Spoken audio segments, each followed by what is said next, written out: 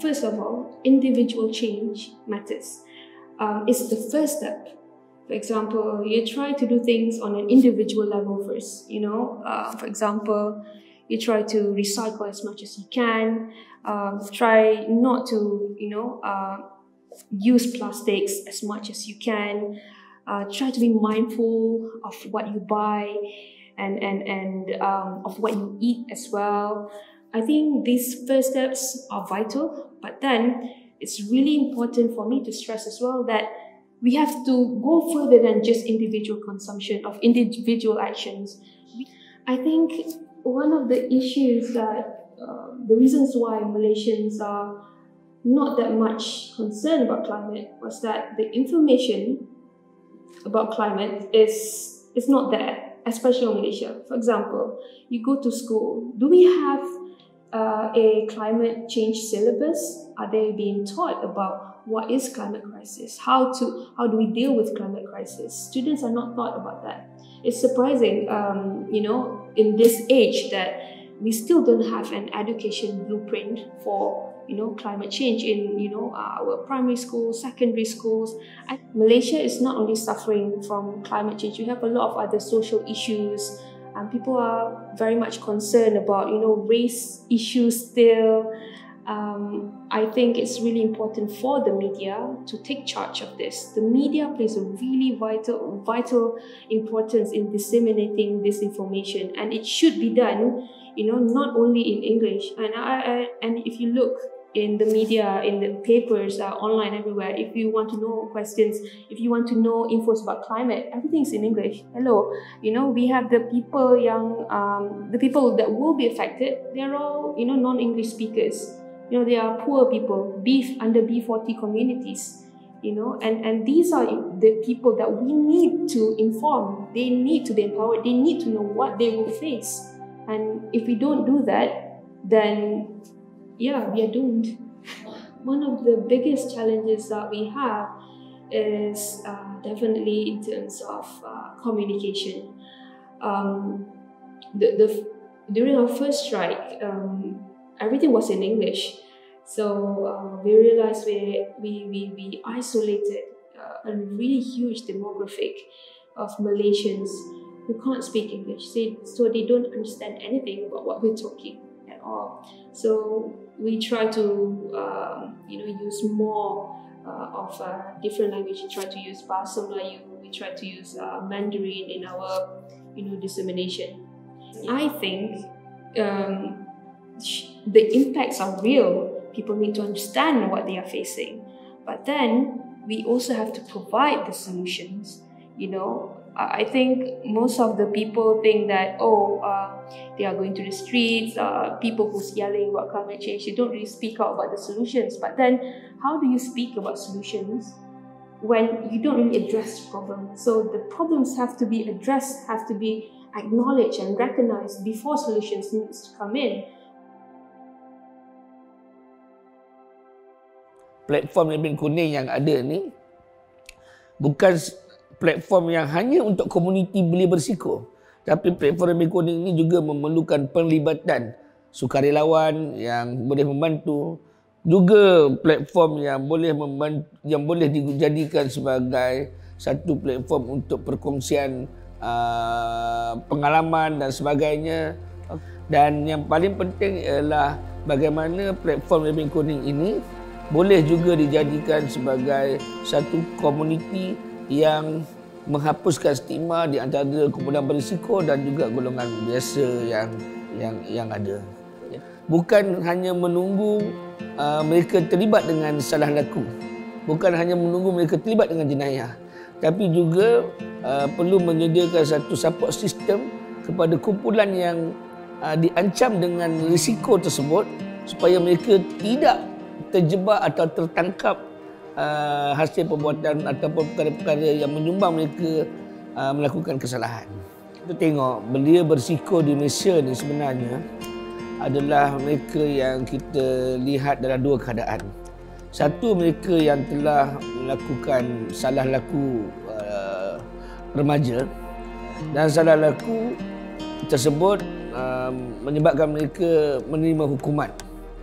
Dan satu lagi ialah kumpulan belia berisiko yang dikelilingi dengan faktor-faktor yang boleh menyebabkan dia hidup mereka ini terancam. Contoh, mereka membesar di kawasan rumah PPR yang memang dilihat satu ancaman kepada mereka untuk terlibat dengan gejala salah laku.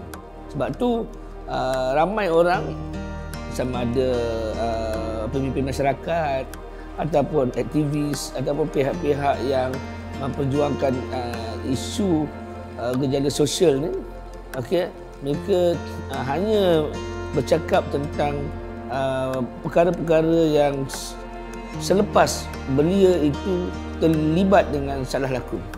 Tapi pada masa yang sama, mereka yang diancam dengan risiko terjebak itu juga harus kita fikirkan supaya kedua-dua ini benar-benar kita santuni dan dapat kita bantu mereka dalam keadaan yang sifatnya apa yang mereka perlukan berbanding dengan apa yang boleh kita berikan. Ramai orang tahu saya adalah bekas pelajar sekolah negeri dan saya menghadapi banyak cabaran apabila saya berada dalam kelompok masyarakat. Tapi itu bukan satu perkara yang harus kita salahkan orang lain. Kerana apabila kita berada di luar menjadi masyarakat sivil seperti biasa, sebenarnya banyak pilihan yang kita boleh buat. Tapi bila kita pernah terlibat dengan salah laku, ternyatalah kita tidak boleh menunduk jari. Kami memerlukan platform. Akhirnya dengan Kementerian Belia dan Sukan, platform itu muncul. Maka sebab itu pada 2018 diwujudkan platform Ebin Kuning ini, dan saya lihat adalah satu platform yang cukup terbaik yang mengilhamkan harapan peluang kedua kepada komuniti yang terlibat dengan sistem keadilan. Kalau kumpulan ini diberikan peluang kedua, platform yang boleh mereka bangkit daripada masa lalu, sebenarnya mereka boleh menyumbang banyak perkara kepada diri mereka, kepada keluarga mereka dan juga kepada negara khususnya.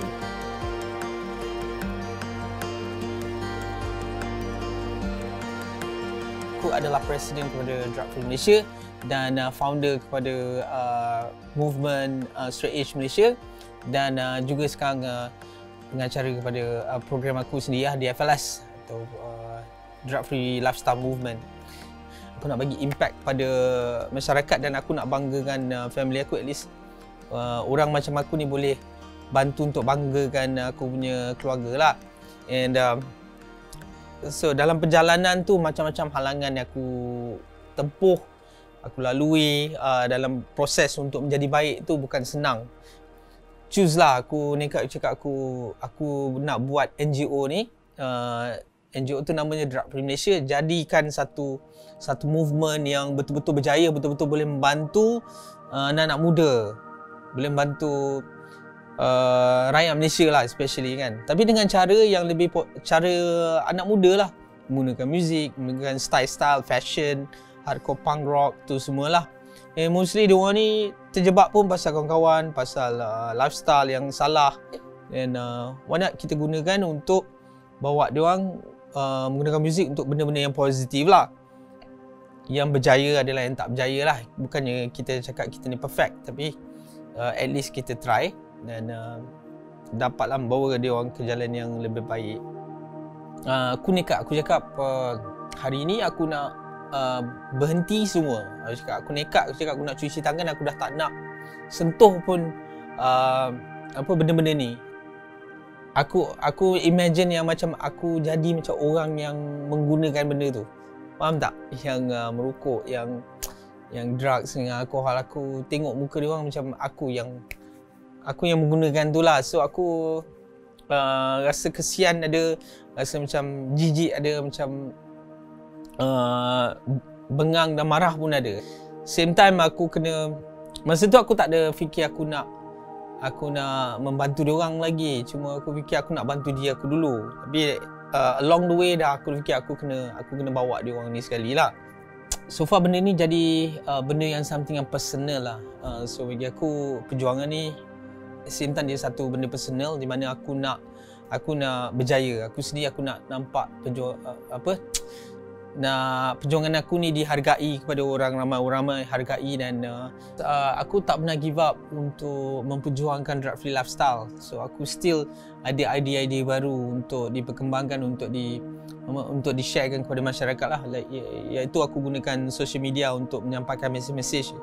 Of course sebelum ni kita gunakan music, kita gunakan video. So kali ni social media kena memainkan peranan yang penting lah. And then so kita kena bagi atraktif kepada anak-anak muda untuk menerima cara baru ni, untuk accept the new idea. So it's kind of hard to challenge the scene, the drug scene. So dan bagi awareness ni is very important, because around the world people focus on awareness dengan prevention. Kat sini is very little.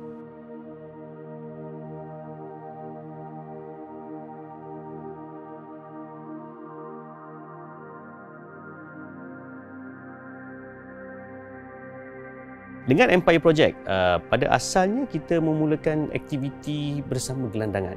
Awal-awal pertubuhan Empire Project, di mana pada masa tu apa sahaja aktiviti yang kita lakukan, apa sahaja program yang kita buat adalah berfokuskan untuk gelandangan sahaja. Jadi selama setahun, hampir 2 tahun aktiviti yang kita jalankan bersama gelandangan, apa yang kami nampak, apa yang saya lihat, aktiviti bersama gelandangan bukanlah sesuatu yang mesti dilakukan, kerana akan menyebabkan, yang pertama, pembaziran makanan di jalanan, dan yang keduanya kurang impak kepada gelandangan itu sendiri jika kita teruskan memberi makanan kepada mereka. Jadi sejak daripada 3 tahun yang lepas, kami telah hentikan sepenuhnya aktiviti bersama gelandangan, tetapi tidak melupakan mereka. Jadi dengan tertubuhnya Pusat Transit Gelandangan dan juga rakan-rakan NGO yang masih konsisten memberi bantuan kepada gelandangan, so kami memberi sokongan kepada mereka. Kami memberi sokongan kepada YKN di bawah Pusat Transit Gelandangan, di mana kami bawa gelandangan-gelandangan yang ingin ubah cara hidup mereka, yang ingin keluar daripada kepompong bergelandangan untuk dapatkan kerja, untuk memberi satu impak kepada diri dia sendiri, untuk dia ubah diri dia sebelum dia ubah kawan-kawan dia yang lain. Macam saya, kita bawa anak-anak kita dan kita terapkan nilai-nilai kemanusiaan di dalam diri anak-anak kita. Jadi first thing is, janganlah kita mendidik mereka kalau nampak orang susah kita mengejek mereka. No, that is totally wrong. Kalau kita nampak orang susah, kita just terus point finger yang mereka ini tak belajar pandai. Tidak. Tapi apa yang saya buat dengan anak-anak saya, bila nampak mereka susah, kita tolong diorang, kita bantu mereka dan kita tanya apa yang mereka nak. Jadi at the same time, budak-budak ni pun dia akan, bila kita hari-hari cakap tentang kebaikan, benda tu dah jadi benih di dalam mereka. So in future mereka pun akan buat kebaikan, akan lakukan kebaikan. Semua orang boleh buat kebaikan, semua orang boleh lakukan kebaikan, tapi bukan semua orang boleh sokong apa yang kita buat. Sekiranya ada anak-anak yang mereka yang, ataupun ibu bapa tu sendiri yang nak anak-anak mereka buat kebaikan, just do it. Lakukan sahaja dengan penuh ikhlas. Bila you berada dengan Empire Project, bukan bererti you terikat dengan Empire Project. No. Bila you berada dengan Empire Project, you willing to be with our team. Jadi you belajar daripada kita untuk lakukan sesuatu. Dan ada juga followers ataupun pengikut-pengikut setia kita orang, kami yang pada asalnya cuma tengok apa yang kita upload je pada asal-asalnya. Just follow 2-3 program yang kita. Tapi kerana diorang minat dan diorang selalu tengok apa yang kita buat, end up diorang ada own community kecil-kecilan yang buat projek-projek charity. The best part is diorang akan cakap, I get the inspiration from you. Itu yang kita rasa macam, alamak, tak terbalas lah, tak terbalas. Jadi untuk mereka kat luar sana, untuk anak-anak muda, siapa-siapa sahaja dekat luar sana yang ingin melakukan aktiviti kebajikan, do it now. Tak payah tunggu besok, tak payah tunggu lusa, tak payah tunggu kaya. You boleh buat dengan senyuman, dengan perkataan, dengan pendengaran, dengan penglihatan. You telah melakukan aktiviti kebajikan. Dia bukan hanya you lakukan sesuatu yang projek yang besar tapi impaknya kecil. You boleh lakukan satu aktiviti yang kecil tapi impaknya besar. Untuk individu ataupun sektor-sektor kecil, NGO kecil ataupun any organisasi pertubuhan-pertubuhan yang kecil yang baru wujud, maybe yang mungkin kurang mendapat perhatian umum ataupun baru bertatih-tatih, kita pun bukan kata Empire Project besar dan juga strong. No, kita pun masih belajar sampai hari ini pun, sampai bila-bila pun kita masih belajar untuk berikan yang terbaik kepada masyarakat di luar sana. Tapi atas dasar pengalaman yang kita ada, atas dasar experience yang kita dah lakukan sebelum-sebelum ni dan juga nasihat tunjuk ajar daripada rakan-rakan yang sebelum ni, siapa saja di luar sana jika ingin melakukan satu kebaikan, buatlah homework terlebih dahulu. Yang pertama, buatlah homework terlebih dahulu, turun dan survey tempat yang untuk kita beri bantuan. Elakkanlah pembaziran untuk kita sama-sama boleh turunkan kadar pembaziran di Malaysia ini.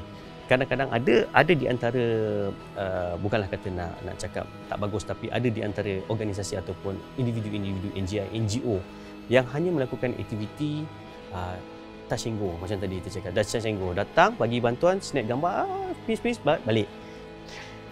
Kita dapat kekal sehingga 5 tahun kalau tak silap saya. Kalau tak silap lah, kita dapat kekal sehingga sekarang, sehingga ke hari ini kita dapat maintain kita punya setiap aktiviti projek kita yang kita lakukan. Saya sendiri dapat manage masa dengan keluarga dan juga dengan pekerjaan yang saya ada dan juga Empire Project yang saya manage. Jadi apa yang saya selalu tekankan pada diri saya sendiri, don't stress yourself. Buat mengikut kemampuan. Okey, buat mengikut kemampuan, don't stress yourself. Sentiasa berfikiran terbuka, menerima teguran daripada orang ramai, menerima pandangan daripada sesiapa saja, because we are not perfect in this world. Kita bukanlah sempurna. Jadi kita buat dengan hati yang terbuka. Kerana kita nak melakukan aktiviti kebajikan, sekiranya kita ada sedikit sifat sombong dan angkuh, ini akan beri impak yang besar kepada apa yang kita buat.